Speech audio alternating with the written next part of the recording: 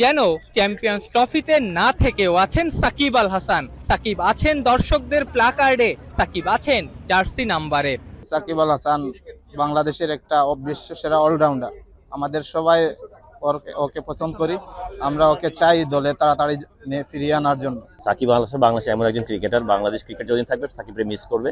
এবং যদি মনে করেন যে এই চ্যাম্পিয়ন্স ট্রফিতে আজকে খেলছি, এটাও কিন্তু বড় অবদান সাকিব আল হাসান। ওই ম্যাচটা যেই শ্রীলঙ্কার এগেন্স্টে খেলেছি, তার পারফরমেন্স সেম ওয়েতে, তার ব্রেইন যেভাবে ওয়ার্ক করছে, এই কারণে কিন্তু আমরা চ্যাম্পিয়ন্স ট্রফি খেলছি। এখানে মিস করাই স্বাভাবিক।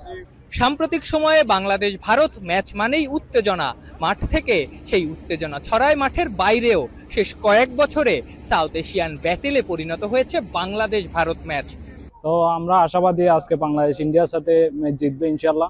ডিউটি থেকে ছুটি নিয়ে ম্যাচ দেখতে আসছি, তো অ্যাকচুয়ালি এখানে রেষারেষি করার কোনো ইন্ডিয়ার সাথে ম্যাচ তো একটু আমাদের আকাঙ্ক্ষা একটু বেশিই থাকে, আশা তো একটু বেশি থাকে যাতে আমরা ইন্ডিয়ার সাথে জিততে পারি। আপনি মাঠের বাইরে আবহাওয়া তো একদম ঝাঁকঝমকপূর্ণ অবস্থা। বাংলাদেশের সাপোর্টার, ভারতের সাপোর্টার সবাই একটা উত্তেজনাকর ভিতরেই থাকে এরকম অবস্থা।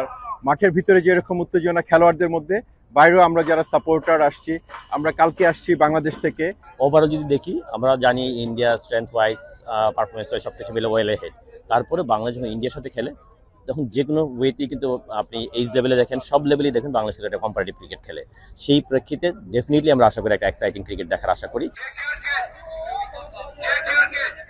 আশেপাশে যা দেখা যাচ্ছে অধিকাংশই নীল জার্সি, টিম ইন্ডিয়ার জার্সি। এই ম্যাচের বাস্তবিক চিত্রটাও এরকমই, দর্শকদের অধিকাংশই ইন্ডিয়ার। তবুও বাংলাদেশি দর্শকরা বাংলাদেশের হয়ে গলা ফাটাবেন, শান্তদের ম্যাচ জয়ের রসদ যোগাবেন। আফনান পিয়াল, যমুনা স্পোর্টস, দুবাই, সংযুক্ত আরব আমিরাত।